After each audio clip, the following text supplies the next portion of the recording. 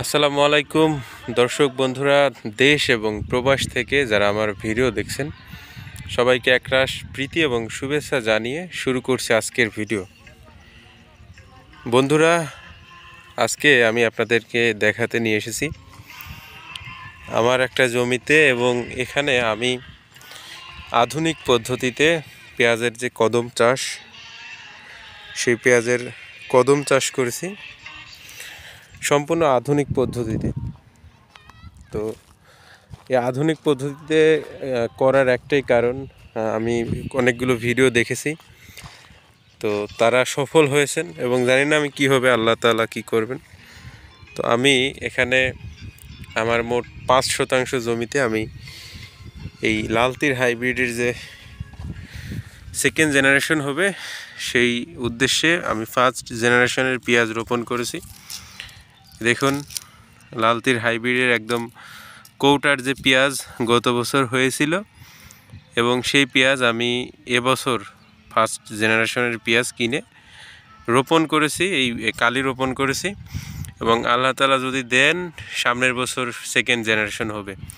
একদম পিওর লালতির হাইব্রিডের এই পেঁয়াজগুলো আমি কিনে এখানে কালি রোপণ করেছি, অনেকেই কদম বলে। তো সব কিছু মহান রব্বুল আলামিনের হাতে, তিনি চাইলে অনেক কিছু সম্ভব।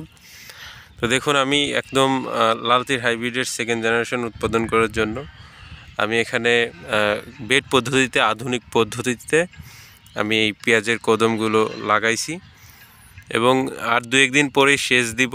সার ব্যবস্থাপনা থেকে শুরু করে পেঁয়াজ রোপণ এবং এই যে মাটিনো বলে সব কিছুই শেষ। তো এখন একটু মাটি শুকানোর পরে আমি স্প্রে করব, আর ধাপে ধাপে কি হয় সে সম্পর্কে আপনাদেরকে আমি বিস্তারিত ভিডিওতে আকারে ধারণ করে আপনাদের মাঝে তুলে ধরব। আর যদি সফলতা পাই এই কালি বা কদম যাই বলেন না কেন রোপণ করে, তাহলে তো ভালো। আমি একদম অফিসের যে পেঁয়াজ সেগুলো সংগ্রহ করে রোপণ করেছি, এবং আমার মূল উদ্দেশ্য হচ্ছে নিজে এই পেঁয়াজগুলো উৎপাদন করলে হয় কি, ওই আমাদের এলাকা থেকে, এই আমাদের এলাকায় অন্তত আমাদের যে মাঠে কোনো পেঁয়াজের কালি রোপণ করে না। এবং একটা মজার বিষয় হচ্ছে যে আমি এই যে কালি রোপণ করেছি, অনেকে আমাকে অনেকভাবে অনেক কথা বলছে যে তুই এভাবে তো আলু লাগাইলেও তুই কটা আলু পাতি, তুই তো এটার কালি কিচ্ছু হবে না। তো আমি আসলে মহান রাব্বুল আলামিনের উপর ভরসা করে এবং সাহস নিয়ে এটা রোপণ করেছি। তো দেখা যাক কি হয়, মহান রাব্বুল আলামিন যদি চায় হবে, এবং যত্নের বেলা আমি কম করব না।